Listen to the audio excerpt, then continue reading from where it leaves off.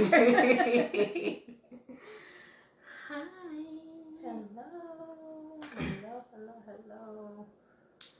We just gonna give it a view. We are back.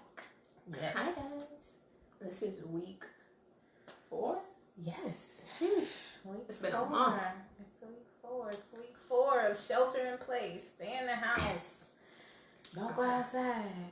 Make sure you have toilet paper. I'm gonna start. We are also on our respective IGs. So Dr. S here. Dr. Sha-Lai on IG if you're not already following.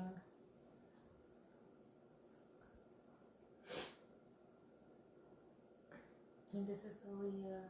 Oh, Since she didn't mention it, just yes, my name is Alleiah, and we are back with another segment on different generations, same story. And again, this is week 4. We're super excited to be back here with you all. We have some really fun and interesting topics today, so we're trying to wait for a couple of people to jump on. So while you are getting on, as I mentioned, so depending on where you are, we're on Facebook Live, on my page, so on Sha-Lai Williams' page on Facebook. We are on. Did you type? I don't know, but you can do that right now. And then we are on our respective IGs. So if you don't know me and don't follow me, and you happen to be on Aaliyah's, then I'm at Dr. Sha-Lai on IG, and then Alleiah Monet, you can follow her on IG. We also have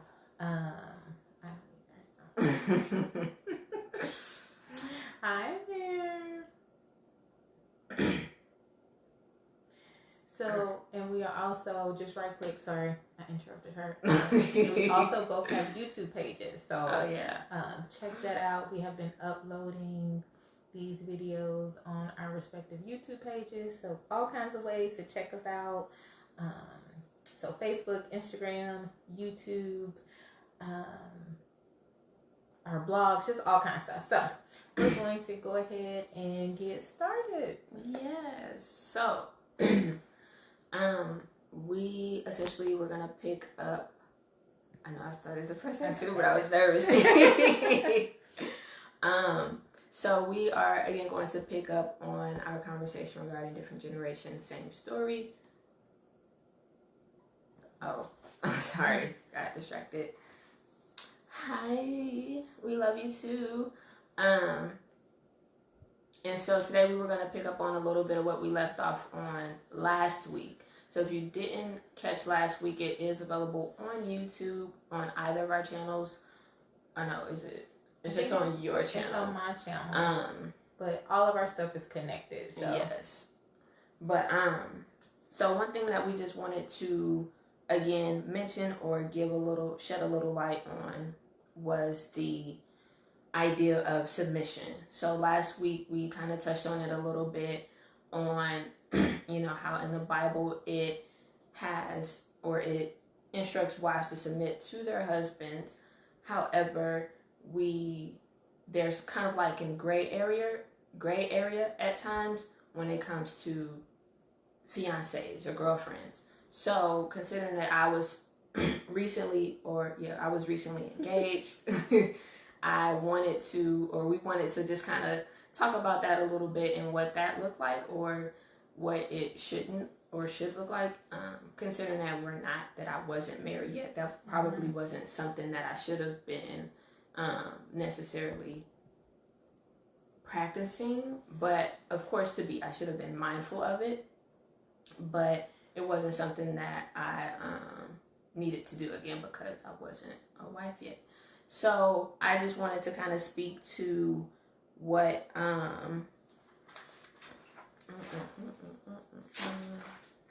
sorry, give me a second. I just kind of wanted to, I guess, kind of talk about that a little bit, and as to why I felt like that was something that I needed to do during that time. And essentially it was because, you know, I had the idea of, well, I'm gonna be his wife anyway, or, you know, this is the time to prepare or to practice for it.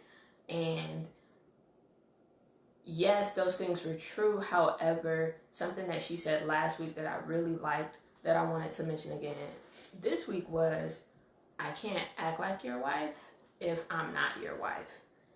And again, I think it can be a challenge sometimes when we are in relationships or we are engaged.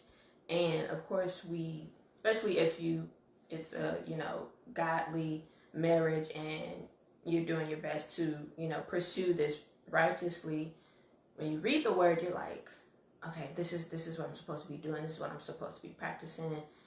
And, you know, there's this pressure and there's this expectation on his end that, you know, this is what I need you to do, or I need you to do this because he's demanding trust or wants control, whatever it is.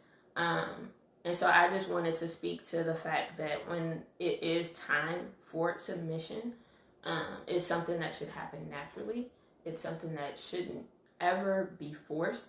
And in my case, in my scenario, it was something that was being like demanded of me. And that made me uncomfortable. That made me hesitant. It made me wonder, like, you know, this just don't feel right. I don't think this is what the Bible means when it says, wives, submit to your husbands. And again, just that alone, it says wives. Like, it doesn't say girlfriends. It doesn't say fiancés. It doesn't say my boo. Like, it says wives. So up until we say I do, we're single. And so, of course, something again that she mentioned last week is that it's, of course, if we're in this relationship, of course, I'm going to be mindful of, you know, what it is that I'm preparing for. And I may start to pull back on the little things, but as far as submitting to you, that again is like, that's not to be expected until we are actually married.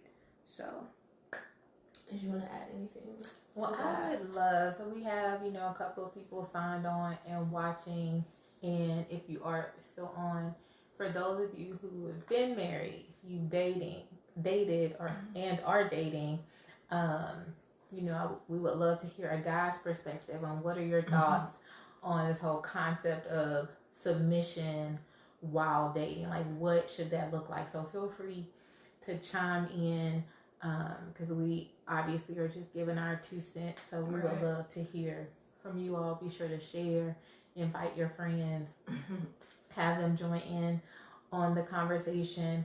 As Alleiah was saying, I think, you know, sometimes in our pursuit while dating or being engaged to prepare to be husband, to prepare to be wife, we do kind of sometimes tackle that gray area of submission, or, you know, joint bank accounts, or you know, why do your laundry, or whatever the case may be. And so it can potentially, if you're dealing with an individual who maybe doesn't know how to handle that, it can kind of fade into that area of abuse or manipulation, and even to the point where, and again, like I said last week, we're women, so we can only give our perspectives, definitely not an attempt to, you know, badmouth men or anything like that. But for those men who are unable to handle perhaps kind of that kind of knowledge, then it could potentially cause you and that person to fall into sin even while saved, because you're acting like wifey, you're doing wifey things, you're doing hubby things, and you guys aren't married yet. And before you know it, something's happened that you hadn't planned on happening. And, you know, that can bring its own set of issues and thoughts, you know, guilt possibly, depending on the person, like, you know, I thought I was better than this. I can't believe this happened. All of those kind of things. So right. I'm not saying that, I don't think either of us are saying that prepping yourself for marriage is a bad thing. That's great. You definitely should, with wise counsel, with smart choices, with fully understanding the scope of the word and what that means to you at that particular season in your relationship, so it doesn't go to, you know, so far left to that extreme of it feeling like you're being manipulated or coerced into something that you don't want to do, whatever that is. You know, if it is washing his laundry or her laundry, or, you know, up to sex or those kind of things, like, well, you know, like Alleiah was saying, well, you're gonna be my wife anyway, we're gonna be married anyway, you're gonna be my husband anyway, so, you know, what's the big deal? It is a big deal because you're not married. So just, there's no guarantee, right? You know, just kind of navigating what seems like black, white can sometimes get a little gray. Yeah. For sure. When you start kind of misrepresenting some of those roles that you are in. So I think that's what I have to say about that. Cool deal. So yeah, that was again one thing that we wanted to talk about. So we'll kind of let that guide us into our next topic of the discussion. Gosh, I'm trying to remember what you mentioned earlier, because we wanted to talk about essentially how, it's something that you did mention just a second ago, but how even while being saved or being in the church, having wise counsel around us, we can still fall into these gray areas. And if we're not mindful of them, it can cause us or lead us to do, again, something that could have been prevented if we would have had or included wise counsel. So something that we wanted to talk about was, again, considering the previous relationships that we were in, was how, though while we had this community around us, we had believers, we had wise counsel, we had leaders, people that have been in our shoes before, and we had access to all of this, but somehow, even with that, we still fell into our respective circumstances. And we kind of just wanted to touch on the fact that it can happen even while in the church, even while you are pursuing a righteous life. Like, we are not exempt from temptation. We are not exempt from sin. We are all human. So no matter, you know, where you are, what you're doing, you are still often will be faced with temptation in some way. And you're going to want to have that wise counsel, or you're going to want to have somebody that can keep you accountable. And so, let me see.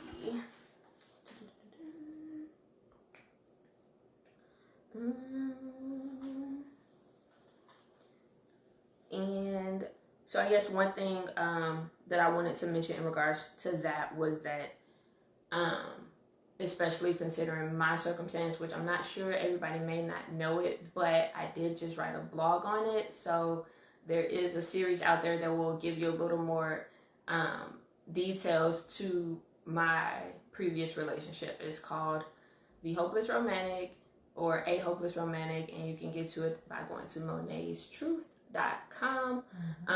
So, however, just to keep it short though, I was in an emotionally and mentally abusive relationship.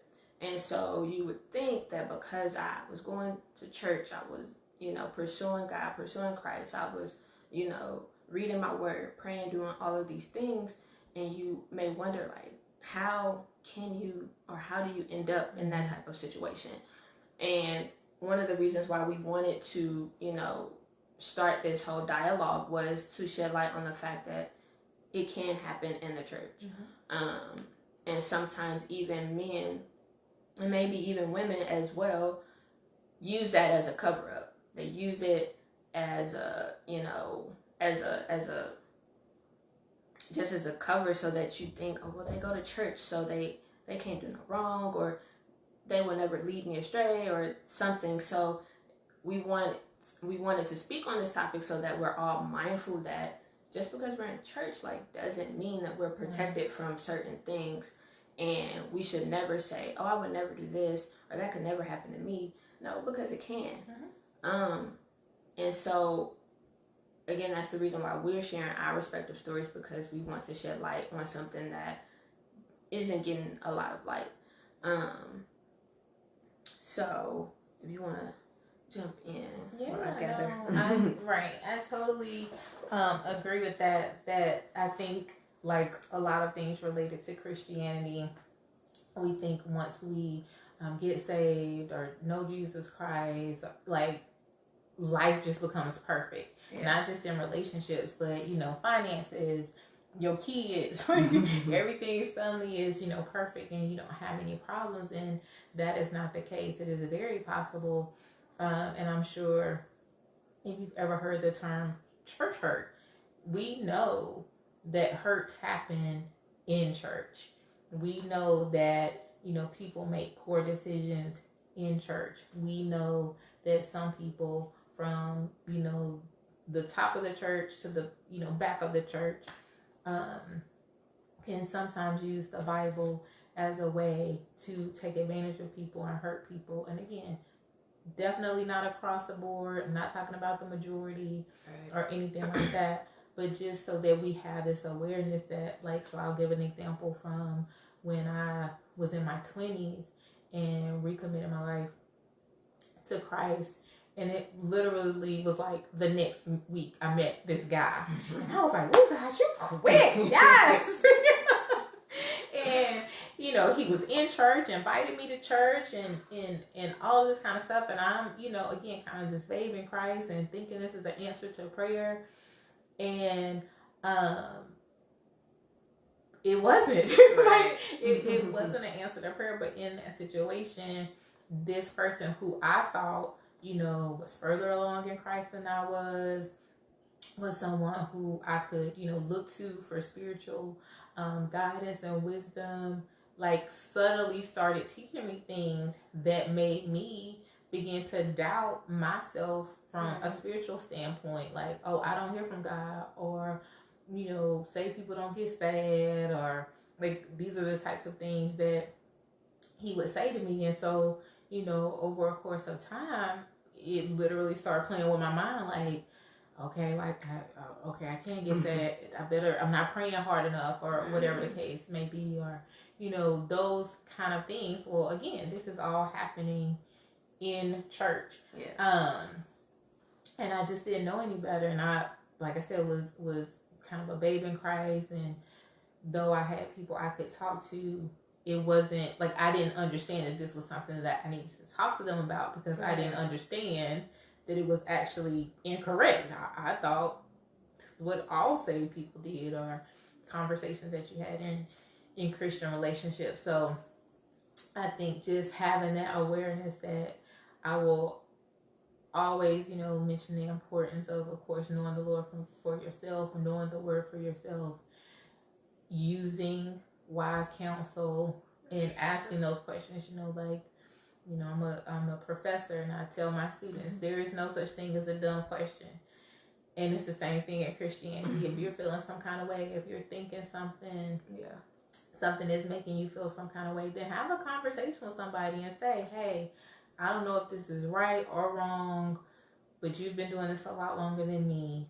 I would love to, you know, pick your brain or get your opinion, or can you lead me to some scripture so that I can get a better understanding for myself. But definitely not think that we are immune simply because we're in church. Right. Do you think so? Random question just came to my head. And this kind of touches on a little bit of what we talked about last week, as far as what we struggled with the most after ending our most recent relationships. And so I want to ask, do you think, or did you have a more challenging time overcoming what had happened, or what you had done, what you did wrong, having been saved? Do you think that it was more challenging then than when you were, like, not saved to overcome? That's a good question. Those things. I think it was more of a challenge because when I was not saved and did dumb things, it was just like, I mean, oh, okay, well, I mean, that was dumb, and moved on and probably did it again, even though it was dumb. I think when I was saved, and I did dumb things and realized it was dumb, I felt convicted. And lots more often, I felt condemned because I should know better. Like in quotes. Yeah. I should know better. I should be more discerning, or I should pray harder, or whatever the case may be. So I think it was much more a challenge for me being saved and not making smart choices. Yeah. Afterwards, I definitely would say the same thing. It's kind of like you said, you go through that. I should have known better. You go through all of that because, like you said, you feel like you're saved. Like you should have had, better judgment, or you should have been able to make a better decision because of what you know. But back then, I know an excuse that I gave myself for a long time was that, well, I don't really know the word like that, so I can't say that what I was doing was wrong. But now that having been saved and actually knowing the word, it hits differently when you mess up and you're just like, how did I even get here? Like, I should have known better than to allow myself to get in this circumstance. And again, like you said, that opens the door for condemnation and shame and guilt and all of these things. And so oftentimes it is harder to get over those things. But something that I honestly remind myself of is that His grace is sufficient. So no matter what I do, the grace that He shows is not based off what I do. It's not by my works, but it's just because He's a gracious God. So I mentioned this too last week and reminded myself of that. I do that often so that I don't take it for granted, or so that I don't take advantage of it. Because yes, though His grace is there, it's just like, why would you want to continually have to go to the altar? Right. Like, why would you want to have to continually get corrected and go through all of this when you could just get it right? When you can just... Oh, there we go. Thanks, Keely. So yeah, I'm just like we shouldn't take advantage of His grace. Yes, He is a forgiving God, and no matter what we do, no matter what sin, whether big or small, it's all the same in His eyes. So it's just like, let's just do our best to get it right the first time. So yeah, I just wanted to touch on that because that was definitely a challenge for me. It was just like we talked about last week. It's like, man, I don't even feel worthy anymore. Like, am I saved? Right. You just like, I gotta go down in the water again to actually feel renewed. But it's just like, no, His word is true. His word is real. Yes. And it's as long as you repent, you ask for forgiveness, and you turn from what it was that you did, it's like you have a clean slate. So, so yeah, that was pretty much what we wanted to touch on with that, I believe, unless you had something else you wanted to add. So the next topic on our list for today was potential versus promise. And so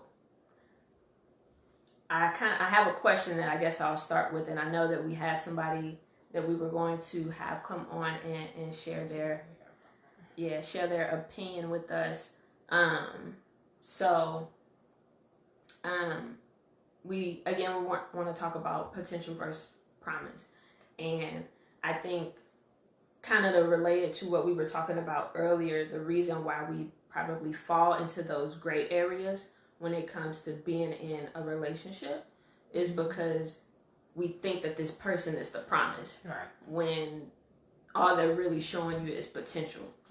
And that, I believe, is why it's good to include wise counsel and to be accountable, because you want to get have other eyes looking as well to see like, okay, like what's this person doing? What's their motives?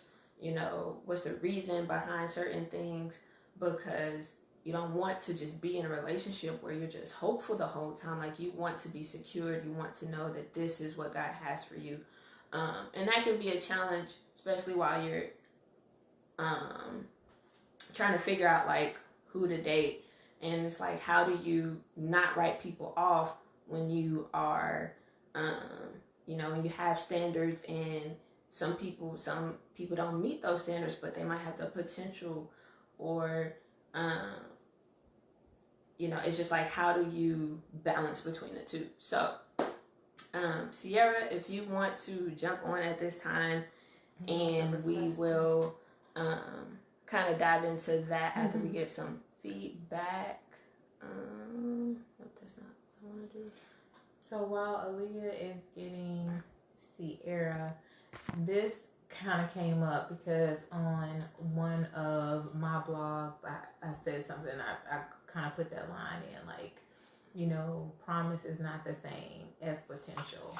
And so, is she ready? Can y'all hear me? Yes. Yeah. I was, just thinking from my own personal experience that, we use that phrase a lot. Oh, he has potential. She has potential. But what does that really mean? And like, the question that Alleiah just put out there, and hopefully our friends here. So hopefully on Facebook you all can hear her because she's on Instagram. But like, what does that mean? When we say potential, is that enough to keep holding on? Do we really need to look more for promise? Like, how do you balance that out? So if you are watching either on IG or Facebook, chime in. Is there a difference? Right. Like Alleiah said, how do you not cast somebody to the side? We'd love to hear from you. So Sierra, what are your thoughts on that? Promise versus potential. Oh, child. So I think that that's a very gray area, and we can fall into the trap of holding on to the promise that we made to somebody because of their potential. We have to make sure that, I believe that when somebody is however they are, you have to, if this is something that like a courtship that's leading towards marriage, even if they have the potential to be something great, even if you know that they have the potential to be like amazing, you have to be willing to keep them wherever they are at this moment. So if that potential never comes to fruition, if it never manifests, then you have to be willing to be like, okay, they have the potential. It's going to frustrate me that they're not living up to their potential, but I'm willing to accept them and love them for who they are right where they are. Because we cannot put a lot of stake in potential, because it may never come. It may never come to fruition. It may never manifest. Right.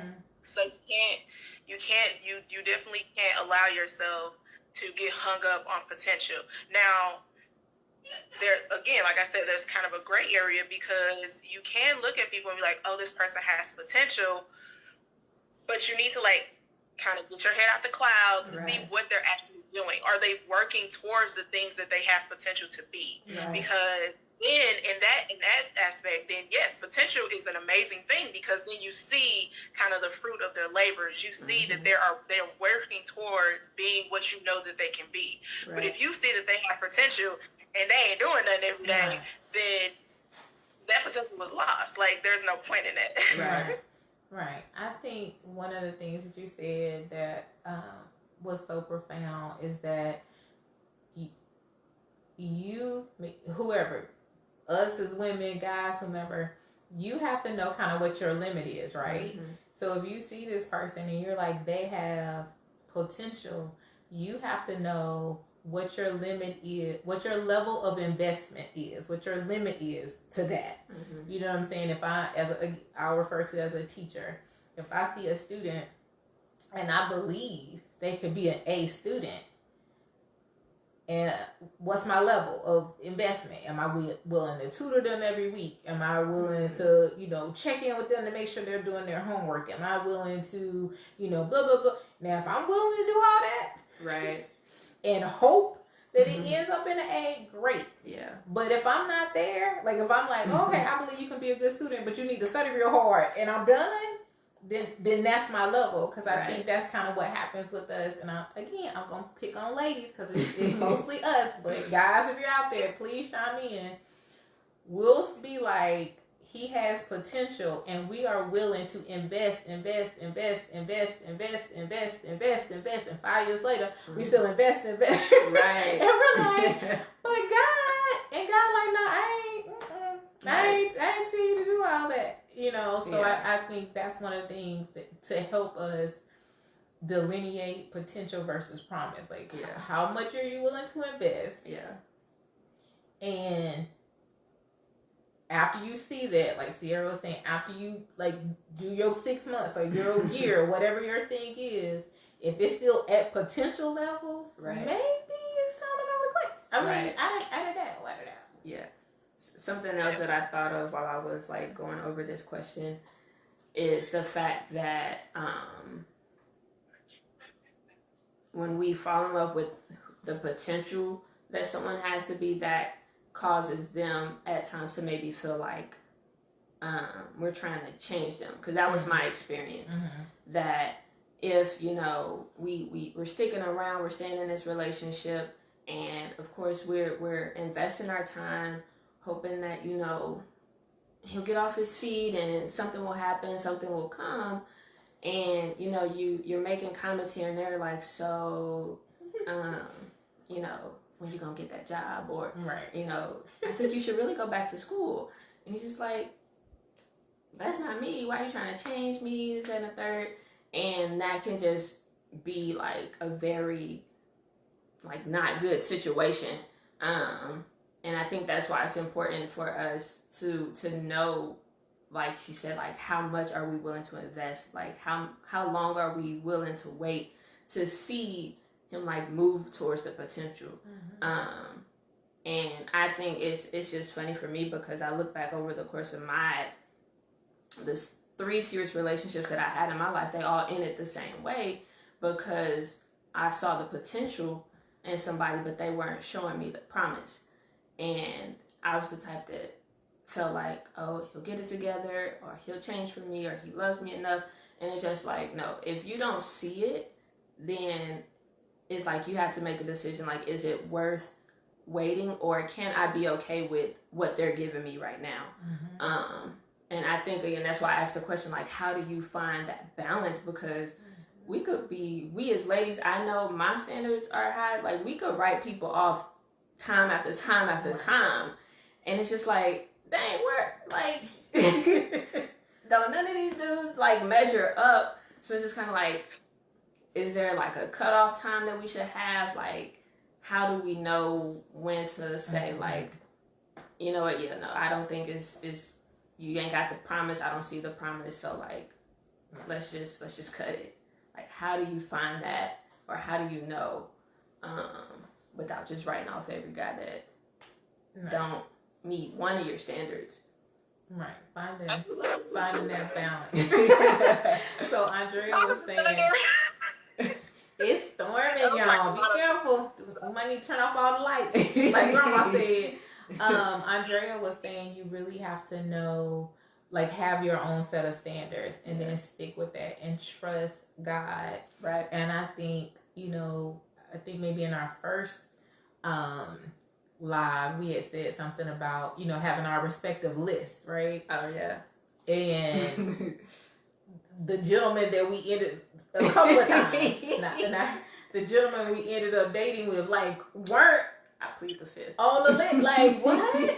So if you're going to have this set of standards, then you actually have to follow through and stick to it, and not, devalue yourself, like Andrea was saying, or get concerned, like, ooh, I'm almost 30, ooh, I'm almost 40, ooh, and then you start possibly, compromising a little bit. Sierra, did you have some more you wanted to say on that? Just one other thing, like, something that you said, and Alleiah touched on it as well, is the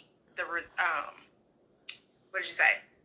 not how long are you willing to invest in something. Mm-hmm. But adding to that, I like to say, what if you don't get the return that you want on that investment? So you have to consider that as well. Like, you may get a little bit of give. Like, he may move a little bit in a direction that you want him to go. But if you're like, not saying that anybody gonna do this, but if you're dating somebody who works the register at McDonald's and he told you these great dreams and he has the potential to own his own franchise, mm-hmm. and he starts moving towards, getting whatever he needs to get, but he never owns that franchise, maybe he becomes the manager of one place. Is that enough? Mm-hmm. Like, he has moved. He may be making, significantly more than what he was in the beginning, but is that return enough for you to be like, okay, we cool now? Right. Or is it like, if you don't reach that full potential, then I can't do it. So you need to know, what is it that you're willing, not only how much time, but how much of the return on your investment, right. are you willing to accept? Because you may not, you got to know what your level is. I think you said, Andrea said that you have to know where your bottom is, that you're not willing to go below that and stick with it. Because, don't let your stuff get wavy. Right. No, definitely. And then something that I just wanted to add was that, like, even if a person, like, doesn't meet our potential, it doesn't mean that they're a bad person. Right. It's just that you're not a good fit for me. Right. Because if we stay in this, or if we continue in this, we gonna be, neck to neck all the time. So I think I would honestly love to hear, like, a man's perspective on this too, because we're not the only ones that have standards. Right. So but yeah, it's just like, it doesn't necessarily make a person a bad person. It's just like, we have to be mature enough. I think this is something that you mentioned in, like, one of your podcasts, but we have to be mature enough to say that, hey, this isn't going to work, and I wouldn't, like, why put ourselves through the turmoil of trying to test it or trying to force it, when we could just probably just be best off as friends. Like, you do you, I do me. Like, let's just leave it there. Mm-hmm. And again, like, it just doesn't make somebody a bad person. But if you try to force something, then that can, again, it can just end ugly. Right. So, I totally agree. They're just not your person.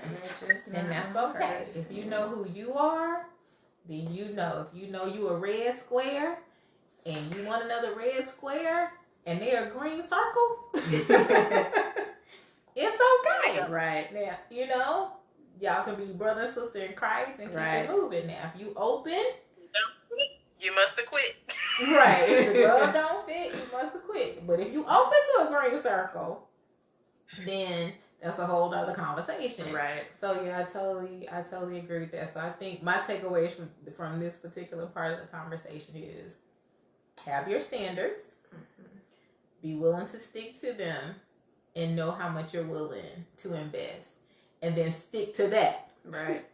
Because that's the other piece. Like, you be like, okay, I'm gonna give it 6 months. 17 years later and 3 babies later, you like, I just don't know why.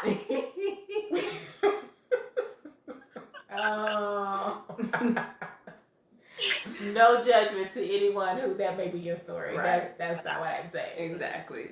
But again, how did we get here? How did I end up in this place? So having those very clear lines of delineation would be helpful. Maybe now is a good time to talk about the top 5. Yeah, I was going to ask, this will probably, if this same question will probably lead us into that, but I was going to ask, so what does promise look like? Is promise the standard, or is promise just like, so I wrote down some things. I'm like, is promise just like, of course not where he is right now, but is it, again, just the potential that you see? It's like, oh, he has the potential to be this. Or is it something that he has to come as like this right now? Like, no, like you either have to have this, that, and a third, and there is no, maybe in 2 years. Or, so I think that kind of basically would kind of touch on like our top 5s, or like what does promise look like, because I think it is something that looks different for everybody. Yeah, I would agree. Andrea is saying it starts with knowing who you are. And many women don't know themselves. So obviously, if you don't know yourself, it'll be difficult to know what you really want and what you're willing to look for. Right. And just to add to that is potential, what we think, versus promises, what God has told us. Just a question, because I feel like if you prayed and really sought the face of the Lord about who you are, what your future looks like, whatever that is, and God drops in your spirit the type of man, or maybe even a specific person, then is that the promise, and therefore you're willing to hold on longer, versus the potential, like when I was in my 20s and single and had never been married and didn't have kids, my potential was he got to be single, never have, don't have any kids. Like, he had to have everything I had. Right. So if I met a person who embodied that, then he was potential. He was a potential mate because he lined up with these things that I had said.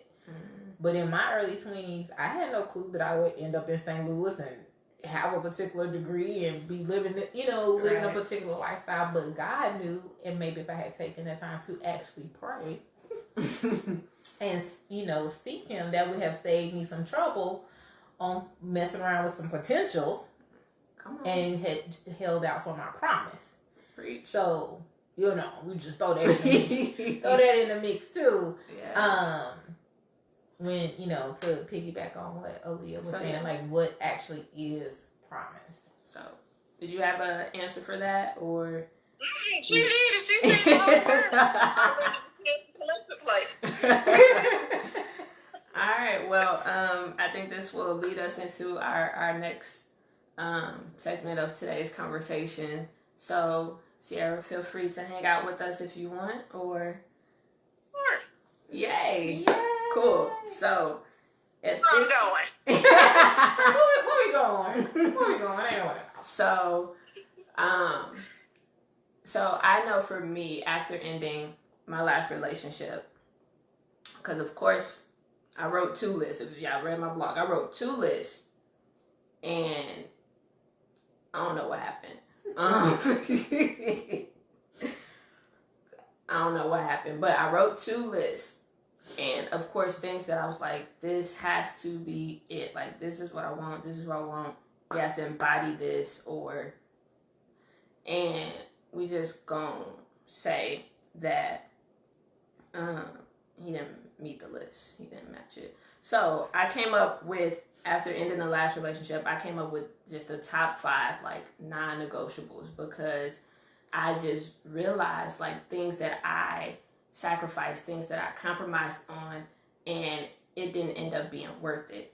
So I came up with this idea of top 5 like non-negotiables. Like, if you don't embody these things, or if you don't have these characteristics, then I'm not gonna waste my time hoping that maybe later along down the line he'll meet this, or later along down the line he'll become this. Like, if you aren't already it, then we don't even need to talk. So I feel like it'll be fun to kind of go back and forth. Okay. So my first one was that he has, like, I feel I've gotten mixed reviews about this, but this is just for me and my heart. Is because this in order from number 1? I think okay. Yeah, I think so. So first thing is, like, he has to be a worshiper. Like, not, of course, like a man of God, a man after, that's like, that goes without saying, I think. But like, he has to be a worshiper. Like, I desire to have someone that I can worship with, someone that is not afraid to express their joy or their gratification for God. Because I know people always say that, I worship in my heart, or I don't need to do all of that. I don't need to. Well, for me, you're going to have to, because I've been there, I tried it, and it just doesn't work for me. I want somebody that like I said, I'm not saying you got to be up at the altar, not crying every Sunday, but I need to see you worship the Lord. Like, I need to see that you're grateful, whether life is great or life ain't great. Like, I need to see that that's a part of you, because I want to even, be able to go to conferences or events and things like that, and you're not afraid to be openly expressive about God. Like, if you can go to a concert or you can go to some other event and be super expressive, why you can't do that for Jesus? So that's just like my top one. Y'all, I'm just saying, I got some backlash on that one, but I'm like, no, I'm setting it, and that's what it is. So no judgment, no judgment here. My top one, and it perhaps encompasses that, it's just that he has to be saved for real. So not like I say I'm saved, like Sierra sent me a screenshot of something the other day. He was like, I'm not Christian, but I go to a non-denominational church and I believe in Jesus Christ. Huh? Right, make it make sense. Come on now. So not I go to church, because that used to confuse me a lot when I first got saved. If I met a person, any person, male or female, and they said I went to church, I associated that with Christianity, and I learned very quickly that they are not synonymous. Even if you go to church, there could still be some debate.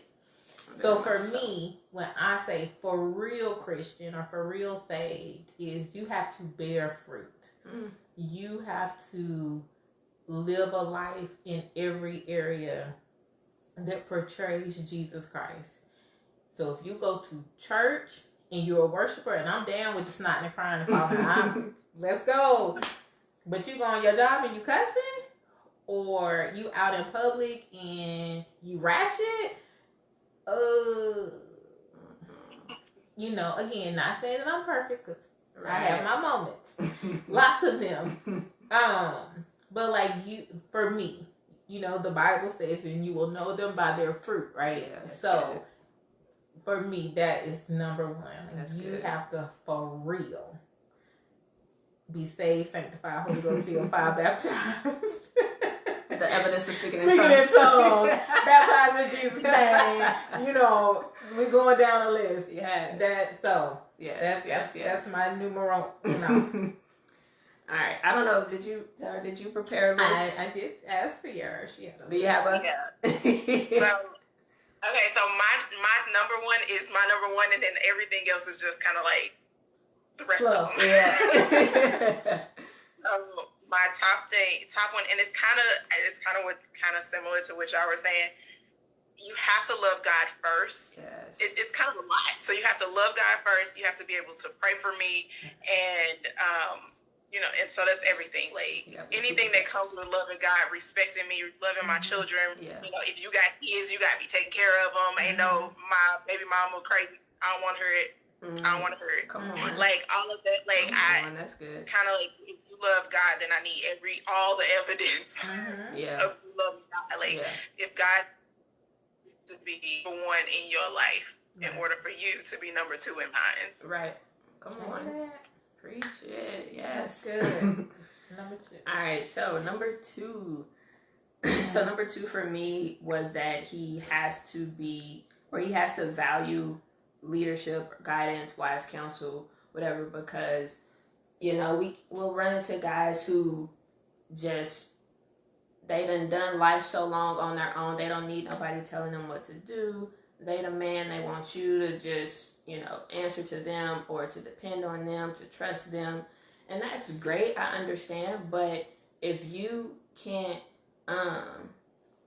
if you yourself can't submit to wise counsel or to authority, then it's just like, I have a problem trusting you, because at the end of the day, we're all human. So if you're not willing to seek wise counsel, I think something on a video, one of the videos I tagged in the other day, he said, Jerry Flowers, he said something really good, and I was like, ooh, that makes so much sense. But he has to be willing to be led in order for me to follow. So, it's just like, if you don't even want to, again, be guided or be shepherded, like, that's a problem for me. Because yes, especially if you get, or if you have someone, like you said, has kids or that has been married before, like, they think that they know it all. But it's just like, no, if this is something new for the both of us, then we both should be willing to follow wise counsel. So that's my number 2. Bet. We have about 10 more minutes on IG, but Facebook doesn't have a time limit, so feel free, if we run long, feel free to jump on Facebook. We're on my page, Sha-Lai Williams. My number 2 is, he has to be emotionally stable. I'm just saying.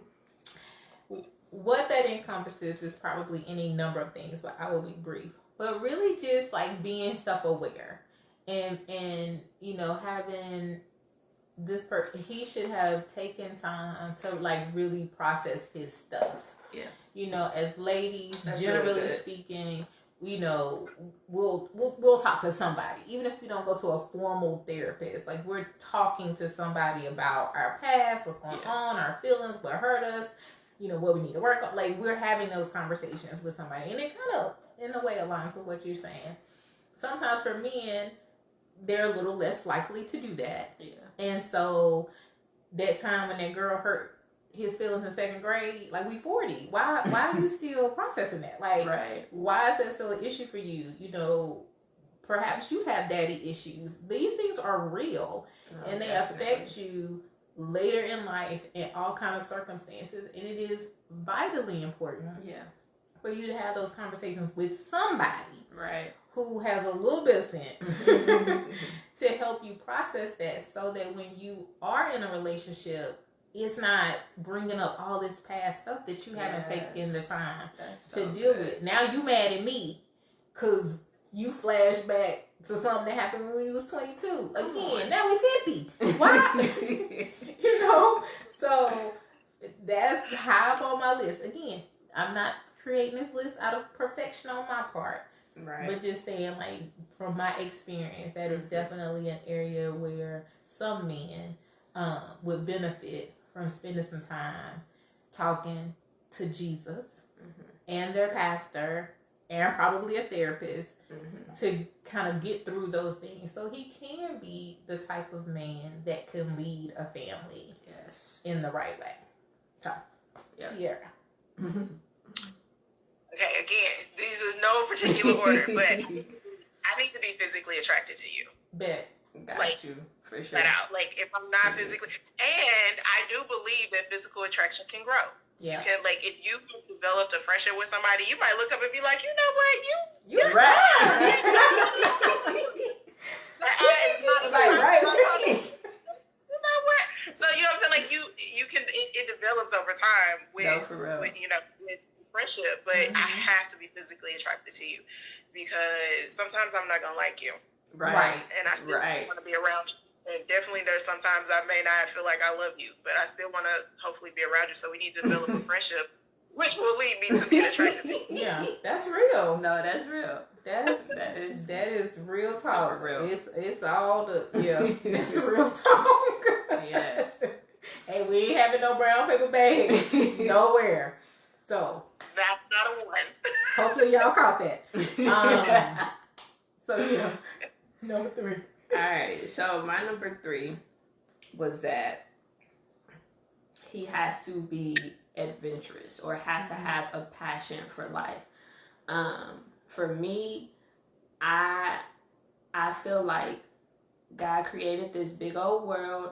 I'm not gonna sit in St. Louis my whole life and not travel or go to new places and see new things and meet new people. Like, that's just not me. It's something that I'm passionate about, and I don't want it to be something where you resent me later along down the line because I'm always gone, or I'm always trying to go somewhere or take a trip.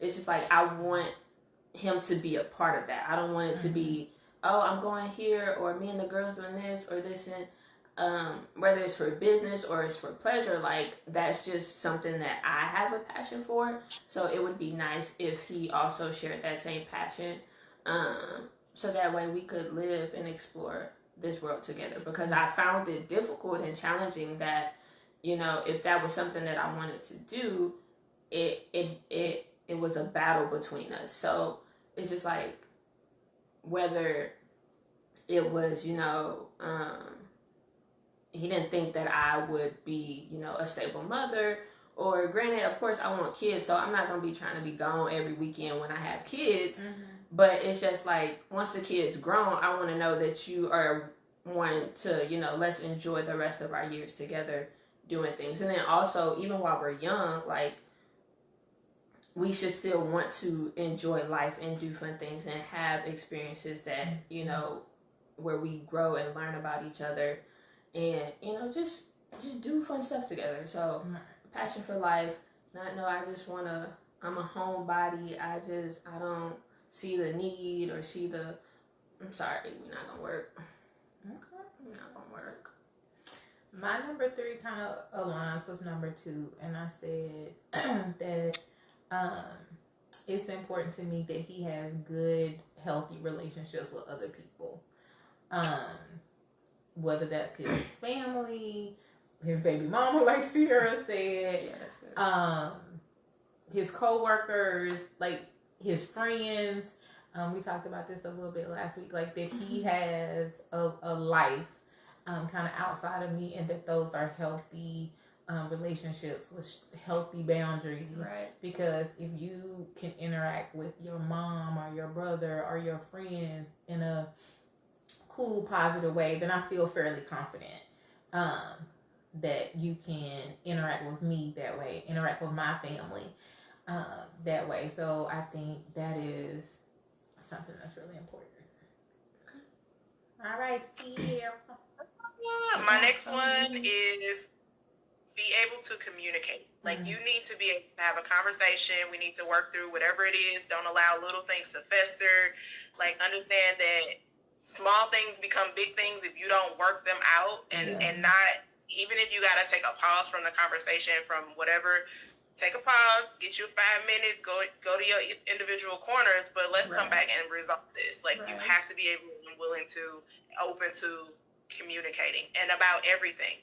So I should be the person who, if I should be able to cut you as deep as you can go, but understand that I won't. Right. So, you know what I'm saying? Like, you need to be open to me enough to know that I won't do it, but if you would be able to, you have poured enough into me to know that I can. If that makes sense. Not saying that I'm gonna be like, listen, I ain't gonna be hitting the look.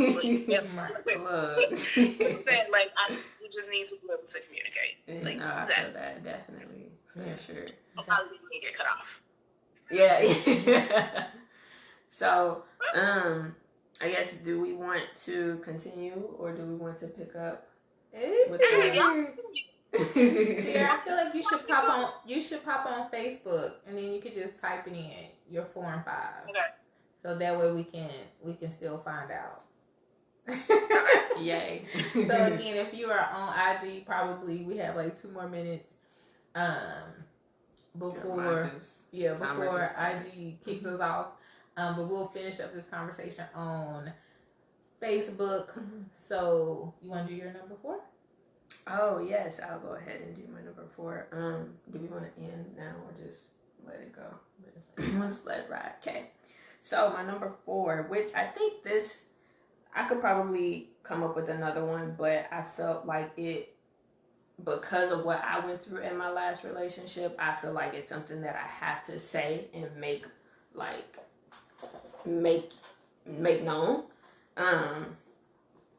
is that there will be like no physical contact between us prior to marriage. So like, there's no kissing, obviously no sex, but it's just like, even those small little things that we think can't lead to something else, like, no. So just again, like, we both have to be, again, this can tie in with like, if he's, of course, man of God, or he's super saved, like, you wouldn't think that door would open or that temptation would come, but at the end of the day, we're all human, so we just both have to have that shared value that we are waiting till marriage.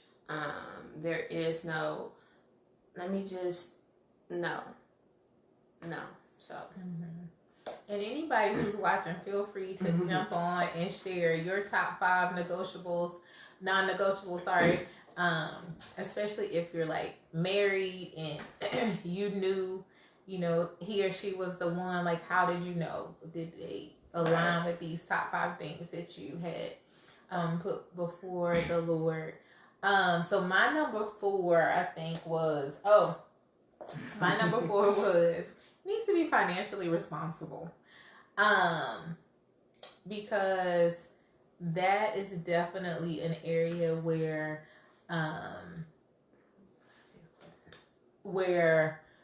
I grew up not understanding the value of money and was oftentimes very careless with money. And I've kind of made a vow to myself that I will not be that way. Mm-hmm. And, not saying that we won't be adventurous or live life or do things, because if you know me, I love to shop, although I have not shopped. I have not bought one thing in lots of months. I can't remember exactly how long, but it's been a lot, like 3. Super saver. Maybe 2. It's been a minute. But, I would like to be with someone who understands that, and it's the alarm over there, sorry. Who understands the importance of establishing a legacy. So it's not just to hoard money, but it's because the Bible says that we should be lenders and not borrowers, and I can't be a lender if I don't have anything. So I would love to be with a person who understands that, so that together we can, get the bag or whatever the saying is now. Not only for our family and our legacy, but for the body of Christ, to give to those in need, those kind of things. So if you're not aligned with me on that, then I'm trying to save money, you trying to spend money. I'm trying to, retire at 50 and you trying to work at Walmart till you 75. Like, no. Not at all. Associate mentioned understand what it means to be a leader, and knowing that may mean being led at times, like him being led, respecting authority, having people in his life that he respects and listens to who are giving and showing him wise counsel, for sure. I think, probably somewhere in every video we've made has been the importance of wise counsel, and everyone being in a position where they're actually going to heed the wise counsel. Because you can have the wise counsel. They can even tell you wise counsel. But if you're not willing to heed it, then kind of, what's the point? Exactly. So, I think that's great. Number 5. All right, number 5. So I think this kind of ties in with, I think was your number 2. I can't remember. Okay. But for me, I wrote it down as he has to be like a fellowshipper, meaning that he has to have relationships with other people outside of me. So, and not only that, but he has to be engaged with them. He has to want to be around other people, because that's who I am. And again, I just found it challenging when, you have somebody that just don't want to be around people, or, they're always wondering about, why are you hanging out at church so long? Like, you go to church, you leave. Like, no, if you know us, you know me. Like, I'm at church at least 30 minutes, almost to an hour after church is over, just talking. So it's just like, I that's something that I value, because even more so than that, like, I lived in a shell, like, my entire life. So now that I have these awesome, amazing relationships with people, like, I'm doing the best that I can to make sure that I don't go back into that shell that I lived in. And so for me, that means not isolating myself, not, going home straight after something, or it just means being present, being engaged, and just fostering and nurturing those relationships. So again, it's just like, that's just something that's important, because it can just really be dangerous if a person just isn't into having relationships outside of you once they get in a relationship, because it's just like, I'm not gonna always be available, because again, I like to just, like, we should even have like the same friends, so that way we can all hang out together. It shouldn't just always be you go do this or I go do this, but let's go do this together.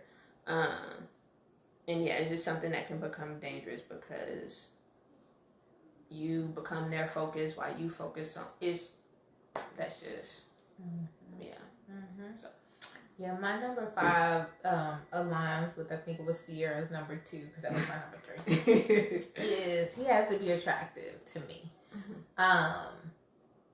Back in my youth, he just had to be fine. Like, everybody had to think he was fine. And that is not the case as much anymore. But he has to be attractive to me across the board, because a person can be physically attractive, but not, internally, mentally, or emotionally. There are other areas where there may be some lacking. So I'm a nerd. I do nerdy things. I look up words for fun. So, he has to be attractive in that way. He has to be attractive. Of course, we talked about, church and those kind of things. So his worship has to be attractive. Like, I agree. Like, if you just sitting in the pew, I'm like, what? What? You're not gonna get my eye that way. Right. So just kind of a well balanced attractiveness, and as Sierra had mentioned, like, being my friend, knowing that I can talk to you about things, that I can trust you with things that are going on with me. Like, all of those things lend themselves to being attractive, because again, like Sierra said, there are times I'm not gonna like you, right? And I have to remember, though, that like, we still in this together. We're still, a team. So yeah, definitely that. Sierra, I don't know. I don't think it's popped up yet if you typed it in, what your number 5 is. But again, for anybody who is watching, if you have some non-negotiables that you want to mention, feel free to do so. It's crazy that ours all kind of aligned. Yeah, they all kind of lined up. I think in a lot of ways there are things that they're just core. They just kind of come to the core of a relationship. As believers, at least. Now my list may have been very different. 25, 30 years ago. But now, at the core, you have to love Jesus, and be willing to show that in an unashamed way at church and outside of church. You have to be friendly and family oriented, adventurous, and willing to get out. We can't witness, like, even if it wasn't about just having fun. Like, you can't witness just in the house. You can't be a light of Jesus Christ with this bushel, over your life. So, I think at the end of the day, all of those kind of non-negotiables fall under that umbrella of, being a good Christian. Yeah.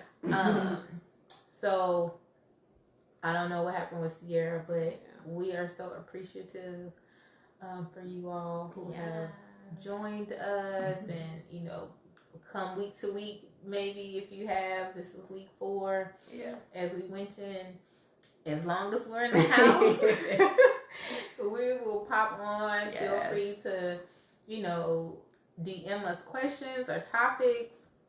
Yes. Feel free always to comment and have questions, because we know, if you want to join us live. If you want to join us live on IG, we are down for it. just a last little plug. Be sure to check out our respective blogs and websites. So aboutfacecollaborative.com. I actually have on that shirt today.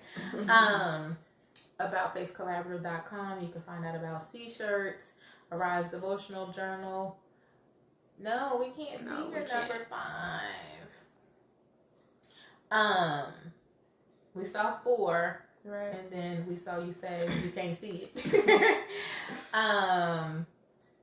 When we can go back outside, a Sha-Lai event. What else? Oh, SISTAH. So sharing intimate stories that achieve healing. Please go check that out. Share your story. Would love to hear that. Yes. I feel like I'm forgetting something, but it's all on aboutfacecollaborative.com. And then Alleiah. Did you mention your blog? I did not mention my blog. So there's also a blog, which on the website is Sister V Blog. So definitely check that out. It is a short one in the sense that it was only, I think, 4 posts for Not Your Typical Love Story. But Alleiah had an epic series. Yes. A hopeless romantic. You want to say your website again? There you go. So yes, my website is. Dang, look. Right. Oh, that is weird. So, my website is monetstruth.com, and there you can find my blog, which, as she mentioned, I just finished a 10-part series titled A Hopeless Romantic, and that was just me giving my testimony in reference to my last relationship. So feel free to go check that out and be on the lookout for more to come, because that wasn't my first story and won't be my last. So stay tuned. We're actually working on something, so just stay tuned. Something else is brewing. Stay tuned. But something that I wanted to mention, which again we could pick up with this next time, was what are we more open to now after these last relationships? Because someone made the comment last week, I think, just kind of looking for guidance on how do scriptures on how to feel worthy, or when you don't feel worthy of a relationship or something like that. And you made the comment that, we can't judge ourselves based off the relationships because it likely was circumstances that we got ourselves into. So we can't say, I ain't gonna never be married, or this type of person won't work. So what are we more open to now after going through these failed attempts? Are you gonna date foreign now, or are you willing to go outside race or religion? What do you feel like after going through what you've been through? What are you more open to? So we'll start with that next week. Yes, we will, right quick. So for whatever reason, it didn't pop up on the tablet, but Sierra said, even in his pursuit of me, seeing me and protecting me as his sister in Christ, meaning respecting the boundaries that God has put in place and things not specified in the Bible, we can talk about and set those boundaries, but understanding that sex is on the upgrade menu until marriage. For sure. Right. Yes. So thank you again to Sierra for popping on our IG Live. Thank you all for joining us on Facebook. Tune in again next week, Lord willing. Same back channel, same back time. We'll talk to you soon.